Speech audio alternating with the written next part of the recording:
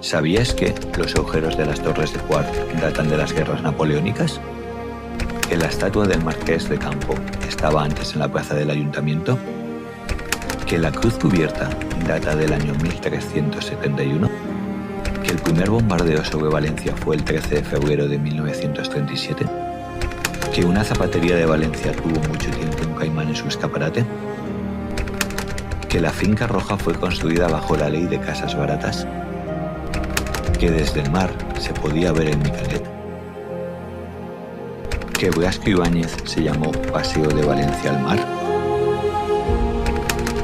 ¿Que sobre Valencia voló el Graf Zeppelin? ¿Que Las Arenas era el lugar de esparcimiento de la burguesía valenciana? ¿Que la calle Zaragoza daba paso a la puerta barroca de la catedral? ¿Que la estación del Norte recibe su nombre de la Compañía de Ferrocarriles del Norte,